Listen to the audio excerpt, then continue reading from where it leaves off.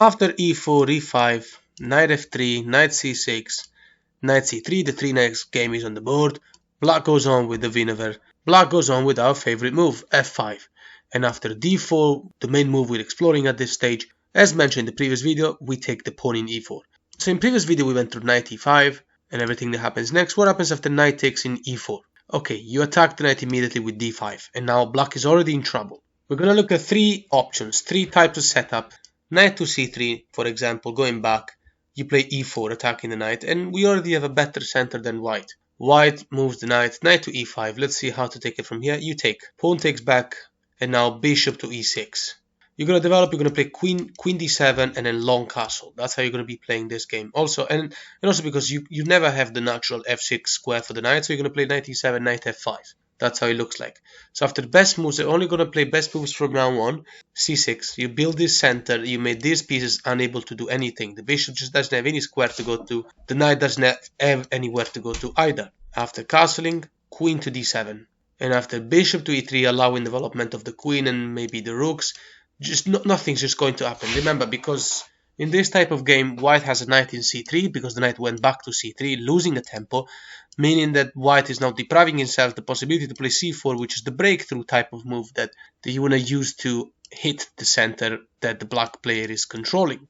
The game is already better for black. So black goes on with knight e7 now, and now we're going to look at two options. One of them being knight to a4, the idea of playing knight to c5, maybe bishop to c5, potentially playing c4, it depends on how the game goes. But still, after knight a4, black punishes with knight to f5. The idea of now playing bishop to c5 to save the bishop pair from the attack of the knight and trade with this bishop to take our right to castle away is completely wrong.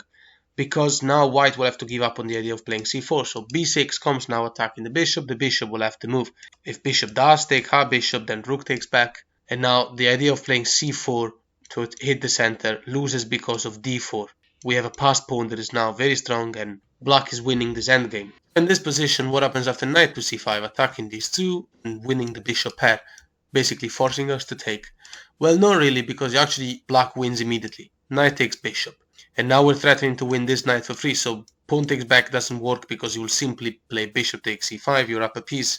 If knight takes your queen, then obviously you take the opponent queen, and now this knight has got nowhere to go that makes sense, because everywhere he goes he gets taken, so the knight will have to take the bishop, and now you take the knight, and now white takes you back. So it's rook, rook, and bishop against rook, rook, and bishop. Black is up a pawn, and also this pawn is weak, and you'll see how to capitalize and win this game. Black now, in fact, plays rook to f5, and it's already too late. You're going to win one more pawn, and the game gets easier and easier. Playing f4 helps because you'll just take en passant, and then whatever happens, you can just take the pawn. It's safe to be taken. -2, more or less, in the engine evaluation, and you're going to go on to win this endgame very easily. So let's make a recap so that we can close that line properly. f5, d4, okay, take e4, knight takes back, d4, and now knight to c3, that's what we're looking at. e4, knight to e5, we take the knight. Pawn takes back, bishop to e6, and after bishop e2 developing, c6, closing the center, castle, queen d7, bishop to e3, how to take this game. Knight to e7 as mentioned, and now the idea of playing knight to a4 doesn't make any sense. Black will play knight f5 no matter what, and then castle is completely safe. We'll pile up the rook on the open file. What happens if white plays f4? Simply play knight to f5, of course, don't take en passant, don't help your opponent in that case. And now any move to develop, let's say queen to d2, defending the bishop and developing, just loses to d4, right? You got enough attackers over d4. So white's best move according to the engine is bishop to f2, and it makes sense. He's trying to provoke you to play e3, which will be a bit of a beginner type of move because it just feels good because you're attacking a piece and the pawn is advancing, but you don't really want to give up this strong center. You just want to keep it like that to keep white paralyzed. Best move by black now is g6 to give a shelter for the knight, because best move by white is g4. So black plays knight to g7. And how to take this game? This is the most solid and most boring variation. White playing the absolute best moves of the most solid variation still gives black a winning game. h3, h5. You're obviously going to play this move because you don't care. You're going to castle alongside, and the sooner you get to open everything up here and make the rook stronger, the sooner you get to exploit your bishops and jump with the knight and bring both rooks on the king side. So white best move is king g2, obviously to transfer the rook on the h file, and now b6, best by black. rook to h1. How to continue now? Continue development. Bishop to e7. And now white's best move is a3 with the idea of playing b4 and then rook b1 and so on. And you just don't care. Develop by castling. After b4, king to b8. Your king is completely safe. The pawn structure is absolutely safe. After rook to b1, just swap everything. Pawn takes, rook takes. Queen takes not good because you got double attack over g4. So after king takes, now g5, and you should be able to open this file. And you're going to play rook h8, you're completely winning. If f5, and even though this was a boring line, now there's a killing move that explains the reason behind our moves in this setup. So we talked about how the knight in c3 is blocking the c pawn, meaning that the d5, c6 pawn structure is extremely solid and safe for black. We talked about how this rook, for example, is basically will try to open the files, but it's just not going to do it in time. And what happens is that this king is very unsafe. So now bishop takes is the best move. And after pawn takes back, queen takes back, we've given a bishop for 2 pawns, but it's more than that. Now we're threatening to take this bishop, we're threatening rook h8, so engine moves, best move will be king to g2, but even then knight to e6 with the threat of knight f4, it's unstoppable, and it's going to win the game for black. You can sort out the rest by yourself. Even after bishop to g3, you still play knight to f4, check. When the bishop takes, you're going to unite the pawns, these passed pawns, 2 passed pawns, plus the rook coming to the g file. It's going to be game over very soon. Okay, so let's look at another line. Knight f3, knight c6, knight c3, f5. And after d4, the main move, take back. d5. Let's look at what happens after the knight moves away from the pawn. Instead of retreating to c3, rather goes to g5. It's protected by the knight and by the bishop. So it's kind of safe. Okay, you play e4. He has to move the knight. And after knight to e5, you take. Pawn takes back. And now bishop to c5. No point in attacking this knight further because he's just going to play h4. And this is a thematic move. No reason to play like that. So can white finally play that plan like c4? No, because he will play e3 and it's game over. There's nothing that can be done now because the knight in g5 is undefended. So if bishop takes, you can just take the bishop. Pawn takes back, queen wins a piece. If pawn takes pawn, then again queen takes knight. So instead of c4 in this position, what happens after bishop to e2? Bishop to b5 is seen because c6, and then you also win a tempo, so there's no point. Bishop e2, knight to e7. See, start to recognize how the patterns, how to play in such patterns. There's 2 options we're going to look at now, castling and bishop h5. Castling is punished immediately. h6. The knight will have to go to h3, only square to go to. Also because if bishop h5 comes now, g6 attacks the bishop whilst the pawn attacks the knight. So you are going to win material no matter what. And there's no sacrifices here. After bishop takes and knight takes, and queen to h5, attacking the knight, exploiting the fact that the knight is pinned and the king can't go to f7 to defend it. Simply play rook to g8, nothing to worry. And after queen takes h6, it looks annoying, quite scary to be honest, but just play queen to e7. You're completely safe, position evaluated minus 340 or something like that. Or you can play queen g7, you can develop the bishop, castle your king, you're simply up a piece. And there's no counterplay for white. White only has a queen and a knight, but you just got too many pieces here, everything's well defended. In this position after h6, white is forced to h3, but then you take it. Pawn takes back, you've damaged the king side, and now castle, and this is game over. I mean, any move like queen to e1, for example, thinking about the double pressure on f2, because you want to move the king and get it out of this dangerous file and play rook g1 to make this move effective. But when you do so, rook to f2 will happen. So queen e1 defending it is just so bad because you play knight c6. It's impossible to defend this pawn in e5. So even after king to h1, rook to f2 is just too completely winning for black. If white just goes on with the plan, rook g1, the bishop's attacking h6. It doesn't look bad at all, but it is bad because now you will take the bishop. And after queen takes rook, you can take the opponent's rook and you're simplifying everything. And you're up a piece. For that reason, there's no such a thing as bishop h6 attacking here because, again, you're attacking this. There's no point in continuing this. In this position, earlier we went through castling, see how it was. What happens after the immediate bishop h5? This is the best move by white. It's met with g6, and now bishop to g4 is met by knight to f5. Important move because there's no reason to help our opponent develop. So bishop takes g4 is bad. Knight to f5, just keep improving the position. Okay, castle. And now c6. That's how we like to keep the pawns, and also because we have a loose pawn in d5. We don't like that, so let's just build this nice safe chain. Stay strong. White's best move would be e6 now. Careful, because white wants to play knight to f7. So the best move is queen to f6, putting double attack over e6, and now we should be able to take the pawn safely. Although if white were to play the absolute best moves for a while, we might not be able to take that pawn, but we are winning. Knight to f7, attacking the rook and becoming annoying. And black plays this beautiful move, castle, which is possible if you think about it. And now nothing stops us from winning this pawn and then potentially the knight. Let's play a few best moves by both players and see how to take this game. White's best move will be to take the knight, simply because white wants to be able to play knight moves to h6 with check. That's going to be very annoying, but there's nothing we can do to really stop that. So bishop takes. Of course, don't take back with the queen, because knight h6 will win your queen. Best way to take back is with the pawn. You are now putting more pressure over h6, but that square is defended by the bishop. So after knight h6 check, best move is king g7. And now, of course, a move like queen to h5, bringing the pieces in, first of all, doesn't do anything. Secondly, it just loses, because you're going to play f4 and you're going to win this knight. And if white plays knight to g4, queen takes pawn in e6, double attack on the knight, position evaluated almost -5. There's absolutely no counterplay for white. We got the bishop pair, extra pawn, and so much better position. So let's go back a few moves. And here in this position, queen h5, there's nothing there.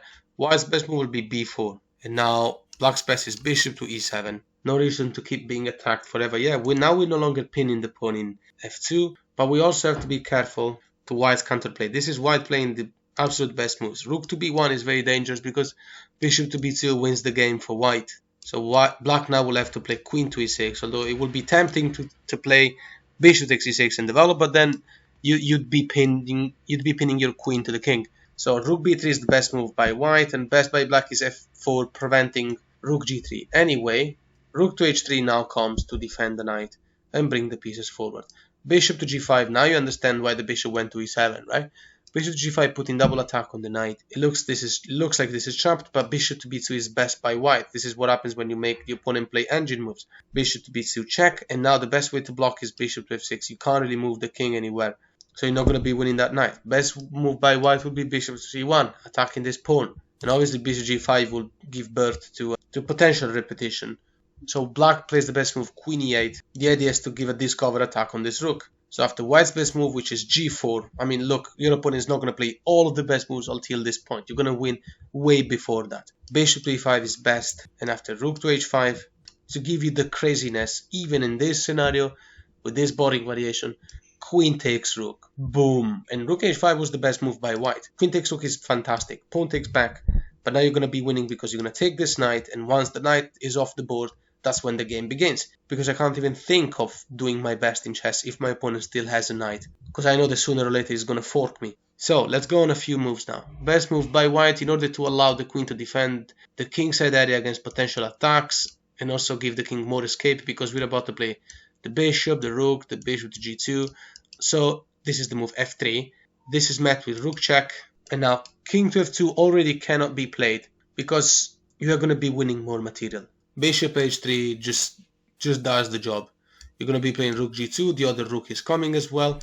Trying to trade rook and saving the rook from the attack of the bishop doesn't help, because you're just going to win the rook. The queen cannot take back, because bishop d4 is a skewer, and you're going to be winning a lot of material. If king takes back, then you bring the other rook. Rook g8 check. King moves, check, and now obviously moving to e2 means you're going to play rook check, king moves, and then bishop f5 should finish this game.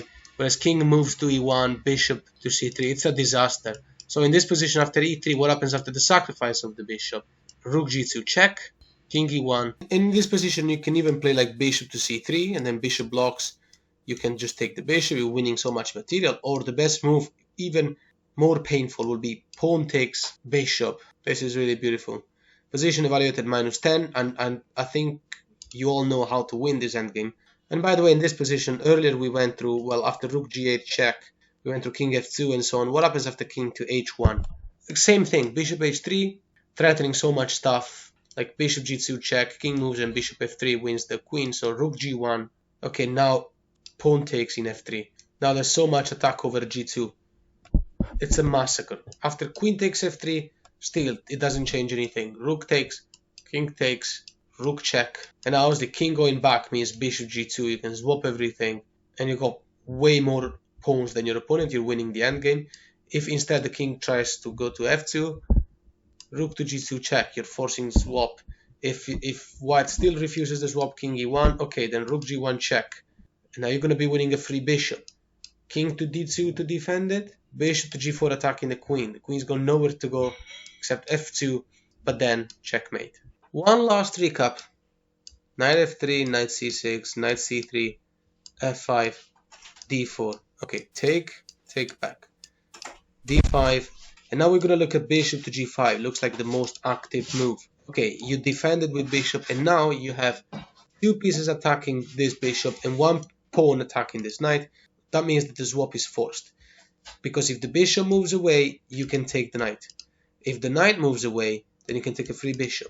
So the bishop takes, queen takes back, and now the attack on the knight by the pawn remains.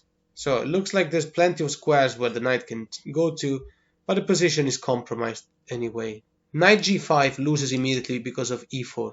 You have an attack on the knight, the dark square bishop is gone, so you're going to be winning the knight. One of the knights, right? Remember, when the knights are protecting each other, just attack one of them with a pawn, and that's it. Well, you need to have a piece attacking that knight, one of the knights as well. So in this position, what happens after knight to c5? Looks like it makes sense. Okay, keep developing. Knight to h6. And now, if white plays, let's say, bishop to b5, pinning our knight, looks like everything's fine, actually. Looks like a normal game. But black simply castles. Now the knight is unpinned. So let's pay attention to the fact that knight e5 cannot happen because you can just take it for free. Pawn takes back and then you win a knight. In this position, what happens after bishop takes first? Okay, take the pawn with discover check. And after queen blocks, best move is queen takes c5. And also, this is now terrible because the white bishop is attacked, so it's losing a tempo. So after bishop to a4, you can still play queen to b4 check, you're winning this bishop. And if bishop to b5, then queen b4 comes anyway. And now blocking is pointless because you got two attackers. So after king f1, you can win a pawn. After rook e1, there's nothing. There's absolutely nothing here for the opponent. Black plays c5.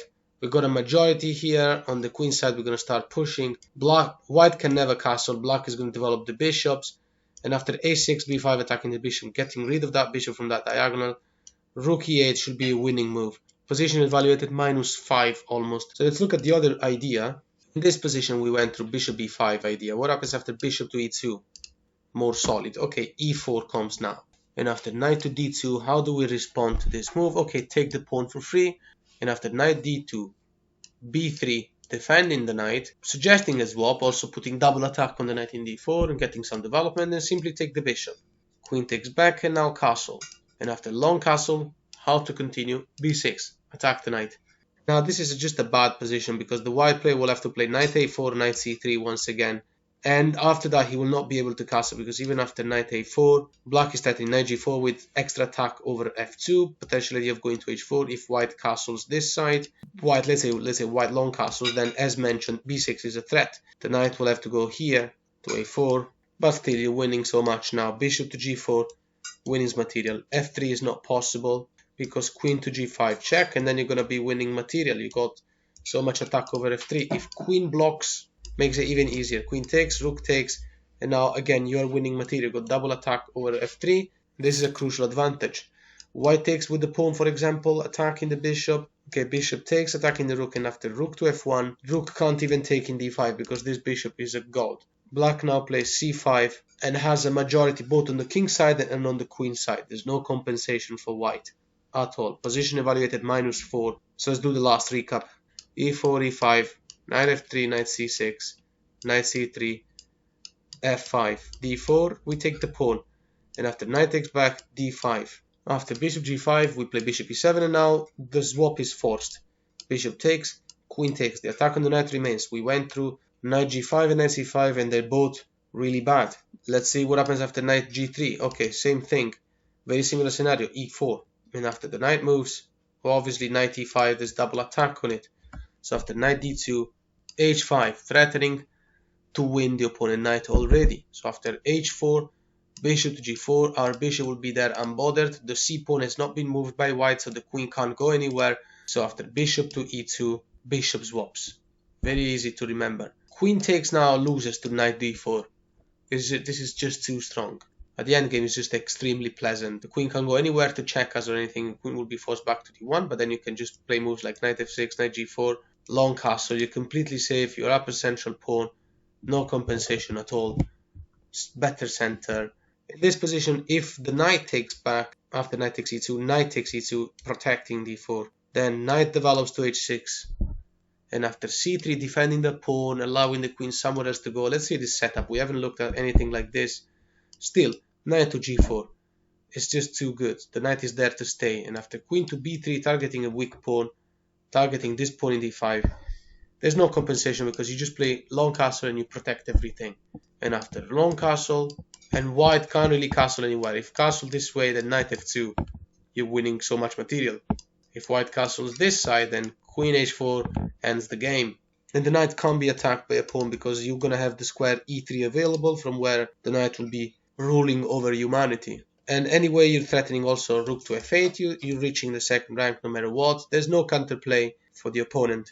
So from this position, we went through knight g5, knight g3, knight c5. Last but not least is knight to c3, which is also just pointless to play because you will take this pawn, this cover attack on the king. You're going to take the knight in c3 for free unless white plays knight blocking, but that makes it a disaster. Knight to f6 comes now, and after castling, we're just going to stop our opponent from ever being able to castle. The bishop will not be able to go through a fianchetto. We will play bishop g4 anyway. What happens if knight takes the pawn in d4? There's just nothing. Castle. We don't care about white taking our knight because then we take back. Our center is solid. And then after rook e8, bishop g4, there's going to be too much pressure on this knight. We're going to win the game like that. Queen to d2 is pointless because you'll play knight e4. You're attacking the queen and the pawn in f2. Game over. But even if, I don't know, queen to d3, there's nothing here. Because look, knight e5 attacks the queen. And when the queen moves, wherever she goes, you can attack it more. Queen to f3 will be taken, g5 you can attack it more, knight e4 for instance, you will be doing the same thing, attacking the queen and the pawn. Queen to c3, knight to e4, queen to b3, the knight is going to f2. It's pointless to continue here, there's nothing. I just wanted to show this very last line, just in case you wondering, in case white plays queen to b3 and attacks the pawn, coming with check. Isn't there a counterplay for white? Well, no, because queen takes pawn. The development is too good for black, so you just play king h8 and you don't worry about anything. Rook to g1, saving the rook from the knight. It's met with bishop to g4, position evaluated -6 or -7, so you can think about it. Black will play rook to d8, the other rook is going to e8 as well, it depends on what happens. Let's say the bishop gets attacked, you play rook to d8, attacking the queen. Queen to b5, keeping an eye on the knight in e2, c5 attacking the knight. If white moves the knight to b3, then bishop to b5 is saving the bishop. Should be winning this pawn. If the pawn moves, knight to c3 will be an absolute disaster, and knight c3 is coming, knight to d3 is coming anyway.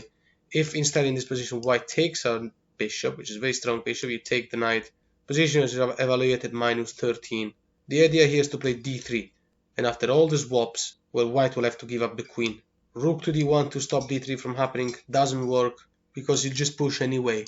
Pawn takes, knight takes with check, rook takes, knight takes with check, king moves, knight b4, discover check, king c1, queen e3 check, and we should be able to get the rook to the last rank and win.